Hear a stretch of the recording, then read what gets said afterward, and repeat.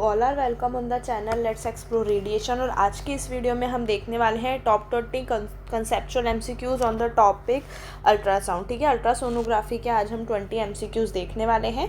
Class शुरू करने से पहले मैं आप सबको एस्पायरेंट्स के बैच से इंट्रोड्यूस करवा देती हूँ। जो भी ऐसे स्टूडेंट है जो प्रिपेयर कर रहे हैं रेडियोग्राफर के कॉम्पिटिशन एग्ज़ाम के लिए, चाहे वो एग्ज़ाम हो स्टेट लेवल का या फिर सेंट्रल लेवल का, वो एस्पायरेंट्स का कोर्स बाय कर सकते हैं, जो कि आपको अवेलेबल होगा ओनली 399 में। इस प्राइस में ये आपको पूरा कंटेंट अवेलेबल करवा रहा है। Despite of this first 7 days के लिए कोर्स बिल्कुल फ्री टू एक्सप्लोर रहने वाला है। उसके बाद जब आप बाय करेंगे कोर्स को और प्रोमो कोड लगाएंगे 399 के प्राइस पे भी रेडिएशन, तो आपको 10% ऑफ मिलने वाला है। तो जल्दी से नीचे डिस्क्रिप्शन पे जाएंगे, लिंक पे क्लिक करेंगे, एस्पायरेंट्स को डाउनलोड करेंगे और ऐप से जुड़ना नहीं भूलेंगे। ठीक है, तो स्टार्ट करते हैं आज की वीडियो फ्रॉम क्वेश्चन नंबर 1। तो आज की क्लास का हमारा पहला क्वेश्चन है, increasing transducer frequency from 3 megahertz to 12 megahertz primarily cause. अगर हम ट्रांसड्यूसर की फ्रिक्वेंसी बढ़ा रहे हैं 3 से 12 मेगाहर्ट्ज़ पे, तो प्राइमरीली क्या होगा? क्या पेनिट्रेशन बढ़ेगी लोअर एटेन्यूएशन के साथ, एक्सियल रिजोल्यूशन घटेगी डीपर इमेजिंग के साथ, डिटेल रिजोल्यूशन इंप्रूव होगी लेकिन एटेन्यूएशन भी बढ़ेगा, no change in tissue interaction. तो अगर मैं बात करूं, अगर मैं ट्रांसड्यूसर की फ्रिक्वेंसी इंक्रीज़ कर रही हूं तो क्या होगा? देखो, अगर हायर अल्ट्रासाउंड फ्रिक्वेंसी है, दैट मीन्स शॉर्टर वेवलेंथ।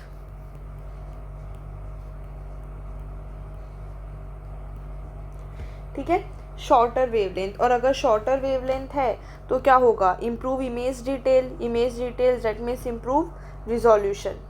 ठीक है, और कौन सा रिजोल्यूशन वेवलेंथ के शॉर्टर से स्पेशली इंक्रीज होता है? That is axial resolution. ठीक है, तो हाउएवर जो हाई फ्रिक्वेंसी वेव्स है lose energy faster inside tissue, तो पेनिट्रेशन तो डिक्रीज हो जाएगा ड्यू टू ग्रेटर एटेन्यूएशन। तो क्या हो जाएगा भाई? 3 मेगाहर्ट्ज़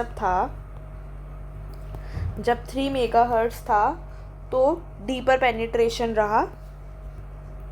ठीक है, फ्रीक्वेंसी के इन्वर्सली प्रोपोर्शनल होता है पेनिट्रेशन सोनोग्राफी के अंदर, एंड लोअर डिटेल। जब हमने फ्रीक्वेंसी बढ़ा दी, जब हमने 12 मेगाहर्ट्ज़ कर दी, तो ये सुपरफिशियल इमेजिंग के लिए है। ठीक है, और एक्सीलेंट डिटेल देगा हमें, एक्सीलेंट डिटेल देगा। That's why high frequency probes जो हैं वो तो हम यूज़ कर रहे हैं, हाई फ्रिक्वेंसी जो प्रोब्स है वो हम यूज़ कर रहे हैं थायराइड, ब्रेस्ट और वेजल्स के लिए। और अगर मैं बात करूँ लो फ्रिक्वेंसी प्रोब्स की, तो वो हम यूज़ कर रहे हैं एब्डोमेन और ऑब्सगाइना में। ठीक है, क्लियर है? तो इसका आंसर क्या हो जाएगा? Option number C, that is improved detail resolution but greater attenuation. पहले ऑप्शन की तरफ अगर हम देखेंगे, increase penetration, no penetration will be decrease when we increase the frequency. ठीक है, तो ये तो गलत हो गया। एंड हायर फ्रिक्वेंसी अगर है तो वो एटेन्यूएट ज़्यादा करेगी ना कि कम। रिड्यूस एक्सियल रिजोल्यूशन, अभी नीचे ही मैंने बताया, shorter wavelength, improve resolution specially axial resolution. तो ये भी गलत हो गया, ऑप्शन नंबर सी बिल्कुल सही है। नेक्स्ट क्वेश्चन पे चलते हैं। Why does a fluid filled cyst produce posterior acoustic enhancement? Fluid filled cyst जो है वो पोस्टीरियर अकॉस्टिक एनहांसमेंट क्यों प्रोड्यूस करती है? पहला ऑप्शन है increase reflection behind cyst, increase attenuation within fluid, reduce attenuation through fluid compare to surrounding tissue, multiple internal echoes. तो अगर मैं बात करूँ फ्लूइड की, तो जो फ्लूइड है वो एटेन्यूएट करेगा, जो फ्लूइड है वो एटेन्यूएट करेगा अल्ट्रासाउंड को बहुत ही ज़्यादा कम, वेरी लिटिल। तो क्या होगा? सो मोर साउंड एनर्जी, तो ज़्यादा जो एनर्जी है वो पास कर पाएगी सिस्ट से, passes through the cyst and reaches tissue behind it. तो क्या हो जाएगा? और जो पीछे टिश्यूज़ है वहाँ तक चली जाएगी। तो क्या हो जाएगा? That is posterior acoustic enhancement. As a result जो echoes returning from deeper tissue वो बहुत ज़्यादा स्ट्रॉन्ग हो रहे हैं, और जो इसके पीछे का एरिया है वो हमें ब्राइटर दिखाई दे रहा है। This is called this is called posterior acoustic enhancement. तो क्या हो जाएगा आंसर इसका, that is option number C, reduce attenuation through fluid compare to surrounding tissue. ठीक है, एटीन्यूएशन क्या हो रहा है, रिड्यूस हो रहा है। यहाँ मैंने लिखा एटीन्यूएस अल्ट्रासाउंड वेरी लिटल। तो क्या हो जाएगा इसका आंसर, ऑप्शन नंबर सी। यही पूछ रहा था क्वेश्चन कि fluid filled cyst posterior acoustic enhancement क्यों प्रोड्यूस करता है, क्योंकि फ्लूइड जो है वो अल्ट्रासाउंड बहुत ही कम एटीन्यूएट हो रहा है, दैट इज एटीन्यूएशन रिड्यूस हो रहा है।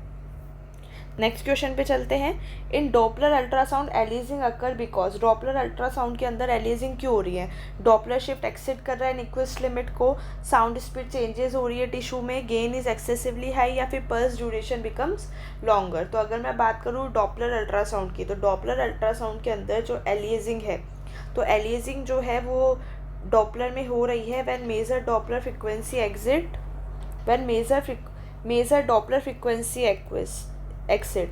ठीक है, निक्विस्ट लिमिट क्या हो जाती है, निक्विस्ट लिमिट होती है पल्स रिपीटेशन फ्रिक्वेंसी बाय 2। तो when blood velocity becomes too high, system can not sample fast enough, तो फ्लो अपीयर्स रिवर्स्ड या फिर रैप्ड अराउंड। कॉमन होता है ये एलिजिंग अल्ट्रासाउंड के अंदर, जैसे कुछ सीवियर स्टेनोसिस है, ठीक है, इनके अंदर। तो पहला ऑप्शन क्या बोल रहा है, Doppler shift exit Nyquist limit, बिल्कुल एग्जैक्ट डेफिनेशन है एलिजिंग की, when Doppler shift exit Nyquist limit. Sound speed changes in tissue not related to aliasing, gain is excessively high gain causes noise, ना कि aliasing. Pulse duration become normal, that's not the primary cause. Next question पे चलते हैं। The major limitation of ultrasound in lung imaging is due to, lung imaging का जो हम ultrasound करेंगे उसका मेजर लिमिटेशन क्या है, excessive attenuation by fluid, reflection of sound waves at air tissue interface, inability of probes to operate at low frequency या low frame rate. तो अगर मैं बात करूँ लिमिटेशन लंग इमेजिंग अल्ट्रासाउंड के अंदर, तो ultrasound can not travel effectively through air,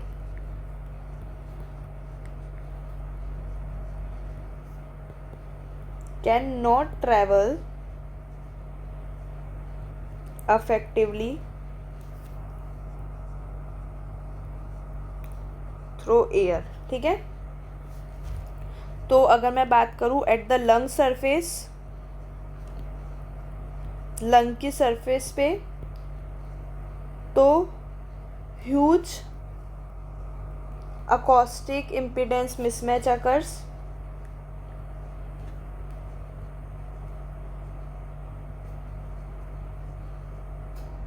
ठीक है, nearly all sound is reflected.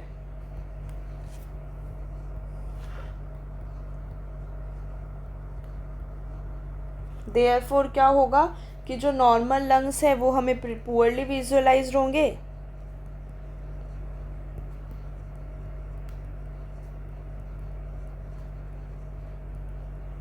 ठीक है, ओनली प्लूरल सरफेस और आर्टिफैक्ट्स ही दिखाई देंगे हमें। आई बात समझ में, आई होप कि समझ में आ गया होगा एक्सप्लेनेशन। तो जो कंसोलिडेशन या प्लूरल इफ्यूजन है वो ही लंग यूएसजी विजिबिलिटी को इम्प्रूव करता है, क्योंकि अल्ट्रासाउंड जो है वो एयर से ट्रैवल नहीं कर पाती है, लंग की सरफेस पे क्या है बहुत ज़्यादा अकॉस्टिक इम्पीडेंस मिसमैच हो रहा है, तो नियरली पूरा की पूरी जो साउंड वेव्स है वो रिफ्लेक्ट हो रही है, तो नॉर्मल लंग्स हमें पुअरली विजुअलाइज हो रहे हैं, सिर्फ प्लूरल सरफेस और आर्टिफैक्ट से दिखाई दे रहा है, इसलिए कंसोलिडेशन और प्लूरल इफ्यूजन ही लंग यूएसजी विजिबिलिटी इम्प्रूव करेगा। तो इसका आंसर क्या हो जाएगा, reflection of sound wave at air tissue interface. Next question पे चलते हैं। Axial resolution is mainly improved by, axial resolution mainly कैसे इम्प्रूव्ड होगा, पल्स रिपीटेशन फ्रिक्वेंसी को बढ़ाने से, बीम विड्थ को बढ़ाने से, reduce special pulse strength, increasing imaging depth. तो अगर मैं बात करूँ एक्सियल रिजोल्यूशन की, तो सबसे पहले एक्सियल रिजोल्यूशन है क्या, ability to distinguish two structure line one behind another.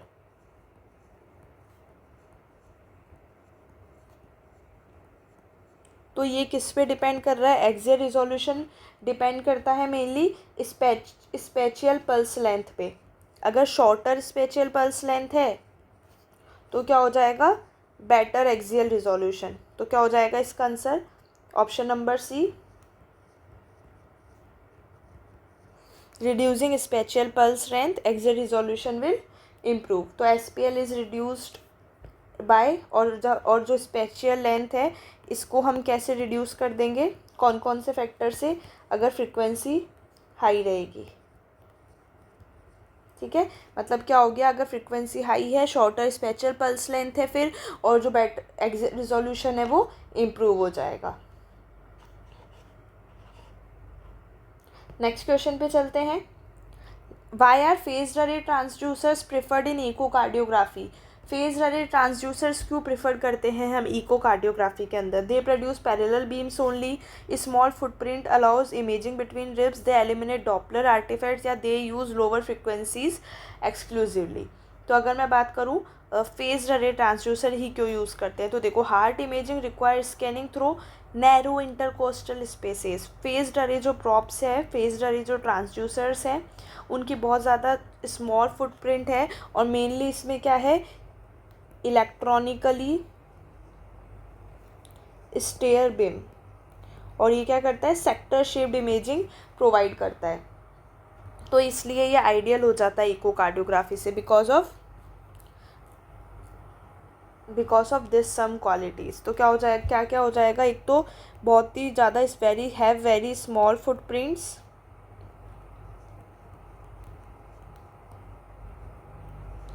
electronic steering beam, and provide sector shaped image।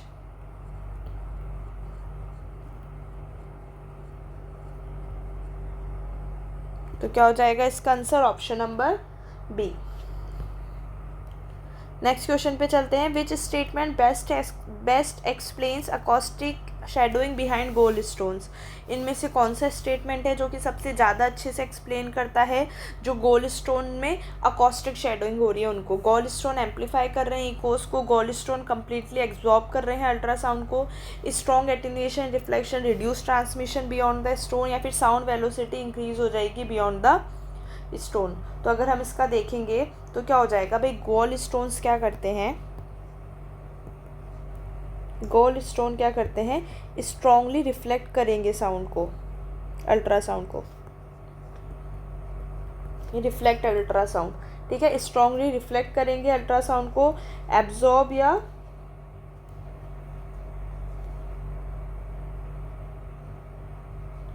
तो क्या हो जाएगा, ठीक है, स्ट्रांगली रिफ्लेक्ट कर दिया, इसी से हमारा आंसर हो गया option number C, strong attenuation and reflection reduce transmission beyond the stone. ठीक है, स्ट्रॉन्ग जो रिफ्लेक्शन हुआ उसने क्या किया कि जो ट्रांसमिशन होगा अल्ट्रासाउंड का स्टोन के थ्रू उसको ब्लॉक कर दिया, उसको बिल्कुल कम कर दिया, जिस वजह से डार्क शेडो आ गई बिहाइंड द स्टोन, और इसको ही हम क्या बोल देते हैं, posterior acoustic shadowing. It is a classic find of calculus stones. Next question है, in ultrasound imaging lateral resolution depends primarily on.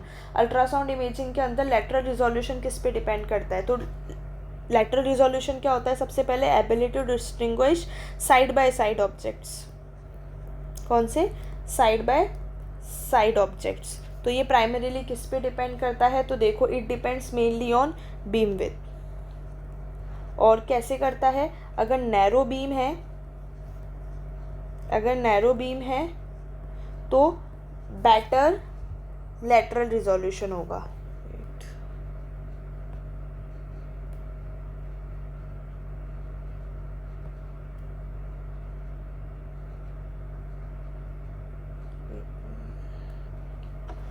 ठीक है, तो अगर नैरो बीम विड्थ है तो लेटरल रिजोल्यूशन क्या हो जाएगा, बेटर।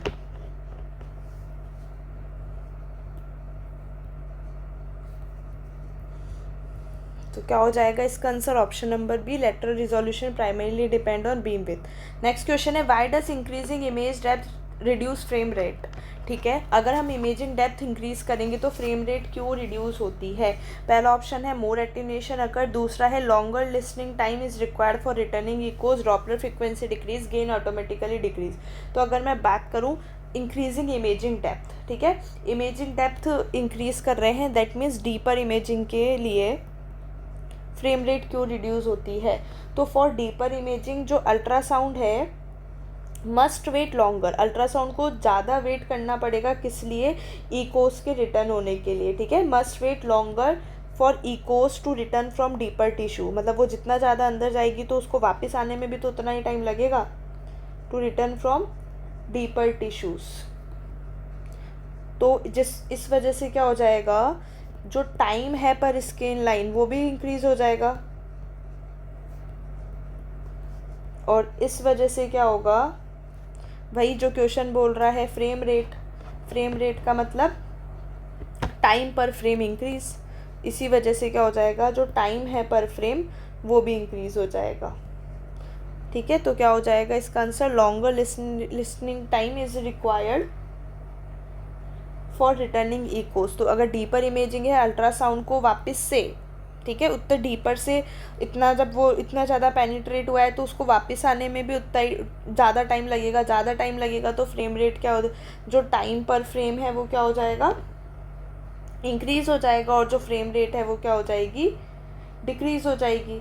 ठीक है, और लोअर फ्रेम रेट, अगर लोअर फ्रेम रेट हुआ तो जो टेम्पोरल रिजोल्यूशन है वो क्या हो जाता है, पुअर, एक्सियल, लेटरल और टेम्पोरल। तो टेम्पोरल रिजोल्यूशन क्या हो जाएगा, पुअर, डिग्रेड। नेक्स्ट क्वेश्चन पे चलते हैं। Tissue harmonic imaging improves image quality mainly by, जो टिश्यू हार्मोनिक इमेजिंग है वो इमेज क्वालिटी इंप्रूव कर रहा है मेनली इनमें से किस फैक्टर से। तो अगर मैं बात करूँ टिश्यू हार्मोनिक इमेजिंग, तो ये क्या करता है, हार्मोनिक फ्रिक्वेंसीज यूज़ करता है जो कि टिश्यू के अंदर ही जनरेट हो रही है। ठीक है, harmonic frequency generated inside tissue. तो इसकी जो इमेज क्वालिटी है वो मेनली इम्प्रूव होगी by reducing noise and side lobe artifacts, क्योंकि लेस नॉइज़ है, reduce side lobe, better contrast resolution, cleaner image, बहुत ज़्यादा यूज़फुल हो जाता है ये टिश्यू हार्मोनिक इमेजिंग। ओबेस जो पेशेंट्स होते हैं, मोटे जो पेशेंट होते हैं, और डिफ़िकल्ट एब्डोमिनल स्किन्स के अंदर। नेक्स्ट क्वेश्चन है, which factor most directly determine Doppler frequency shift, इनमें से कौन सा फैक्टर है जो कि डायरेक्टली डॉपलर फ्रिक्वेंसी शिफ्ट को डिटरमाइन कर रहा है। पहला ऑप्शन है टिश्यू एटेन्यूएशन ओनली, दूसरा है velocity and angle of blood flow, तीसरा है गेन एंड डेप्थ या फिर पल्स ड्यूरेशन ओनली। तो अगर मैं बात करूँ डॉपलर फ्रिक्वेंसी शिफ्ट को, तो Doppler frequency shift depends mainly on blood flow velocity, Doppler angle and transmitted frequency. Formula हो जाता है इसका 2f0v cos theta upon c, जहाँ पे c क्या हो जाती है, स्पीड ऑफ साउंड, ये हो गया हमारा डॉपलर शिफ्ट, ये जो f0 है ये हो जाती है हमारी ट्रांसमिटेड फ्रिक्वेंसी, v हो जाती है ब्लड वेलोसिटी, ठीक है, थीटा हो जाता है हमारा डॉपलर एंगल। तो क्या हो जाएगा इसका answer, option number B, velocity and angle of blood flow. Next question पे चलते हैं, why is a coupling gel mandatory during ultrasound scanning, क्यों भाई कपलिंग जेल क्यों मैंडेटरी होती है अल्ट्रासाउंड स्कैनिंग में, जो हम अकॉस्टिक जेल यूज़ कर रहे हैं। To cool the crystal, to increase beam frequency, to eliminate air that would reflect nearly all sound waves, या टू इम्प्रूव डॉपलर सेंसिटिविटी। ठीक है, तो एयर जो है it is the enemy of ultrasound transmission.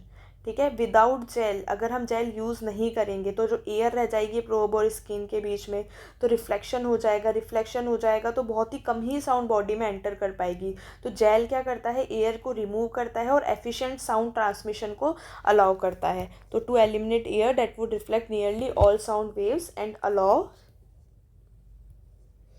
Efficient sound transmission, और फिर तब जाके हमें इमेज मिलेगी। ठीक है, नेक्स्ट क्वेश्चन पे चलते हैं। Question number 13, a highly reflective interface appears hyper echoic because it, जो हाईली रिफ्लेक्टिव इंटरफेस है वो हमें हाइपर इकोइक दिखाई दे रहा है, किस वजह से, absorb most sound energy, produces strong returning echoes, reduces acoustic impedance या eliminates beam divergence। तो हाइपर इकोइक स्ट्रक्चर्स जो है वो हमें कैसे दिखाई देते हैं, ब्राइट। क्यों, क्योंकि जो large amount of ultrasound wave है, large amount of sound is reflected back. ठीक है, बहुत ज़्यादा अमाउंट ऑफ साउंड है वो रिफ्लेक्टेड बैक हो जाएगा, स्ट्रॉन्ग इकोज जो है वो ट्रांसड्यूसर के पास पहुंच गई, जैसे कि बोन सरफेस में हो गया, कैल्सिफिकेशन में हो गया, फैट इंटरफेस में हो गया। तो क्या हो जाएगा, प्रोड्यूसेस स्ट्रॉन्ग रिटर्निंग इकोज। तो लार्ज अमाउंट ऑफ अल्ट्रासाउंड जब रिफ्लेक्ट हुआ बैक तो स्ट्रॉन्ग इकोज वापस ट्रांसड्यूसर पे पहुंच गई और ब्राइटनेस, ठीक है, और क्या हो गया, ब्राइटनेस इंक्रीज हो गई। मेनली ये बोन सरफेस कैल्सिफिकेशन फेट वगैरह में हो जाता है। नेक्स्ट क्वेश्चन है, in spectral Doppler increasing Doppler angle toward 90 degree will. अगर हम स्पेक्ट्रल डॉपलर के अंदर अगर हम डॉपलर एंगल इंक्रीज करते हैं टूवर्ड 90 डिग्री तो क्या होगा, डॉपलर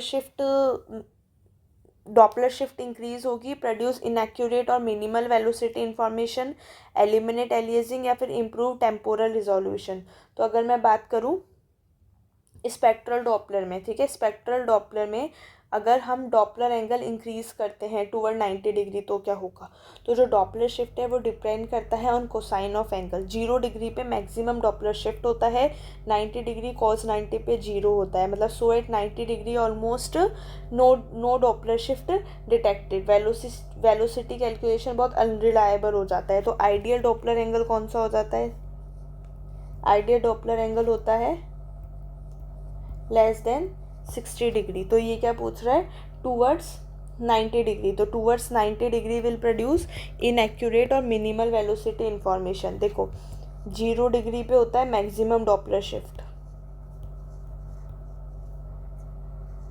ठीक है, मैक्सिमम डॉपलर शिफ्ट 90 की अगर मैं बात करूं कॉस में ही होता है भाई, ये तो cos 90 तो क्या हो जाता है 0। तो 90 पे कोई almost no Doppler shift detected और वेलोसिटी कैलकुलेशन बहुत ही अनरिलायबल हो जाता है। और आइडियल डॉपलर एंगल कितना होता है clinically, less than 60 degree. Next question है, why does bone creates a poorly visualize region deep to it. ठीक है, जो बोन है वो प्योरली विजुअलाइज रीजन क्यों क्रिएट करता है, क्या बोन की एटेन्यूएशन लो है इसलिए बोन अल्ट्रासाउंड को एफिशिएंटली ट्रांसमिट कर पाता है, मोस्ट साउंड रिफ्लेक्ट हो जाता है और एब्जॉर्ब हो जाता है बोन सरफेस पे, बोन डिक्रीजेस बीम डाइवर्जेंस। तो अगर मैं बात करूँ बोन की, तो बोन का जो अकॉस्टिक इम्पिडेंस है वो बहुत ही ज़्यादा होता है और इसका एटेन्यूएशन बहुत ज़्यादा होता है, जिस वजह से क्या होगा कि जो लार्ज पोर्शन ऑफ साउंड है वो तो क्या हो गया, रिफ्लेक्ट हो गया।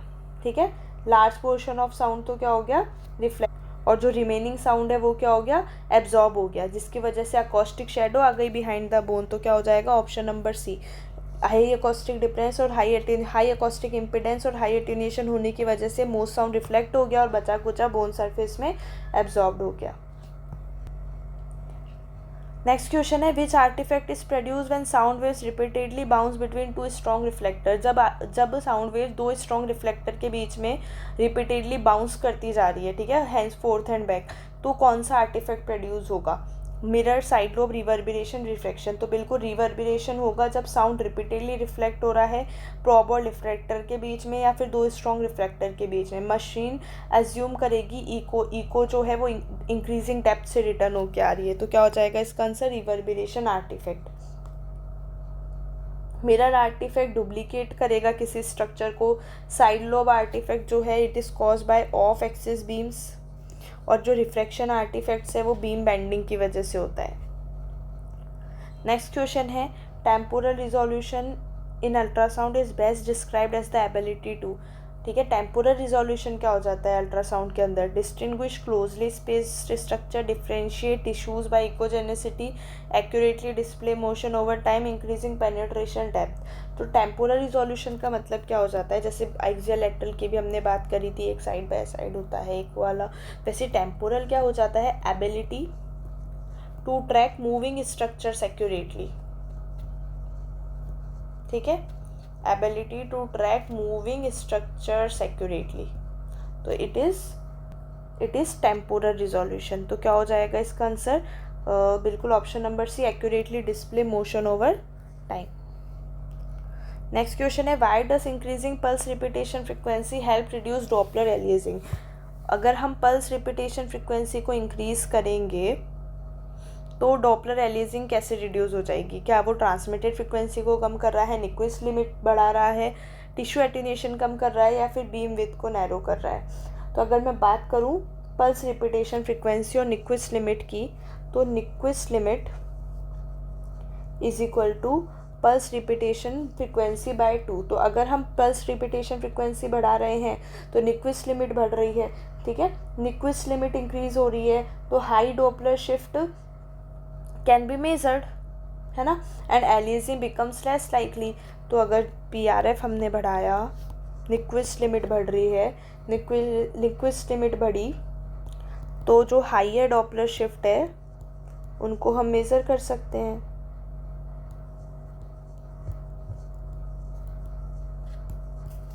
कैन बी मेजर्ड, और जो एलियासिंग है वो कम हो जाएगी, एलियासिंग रिड्यूस।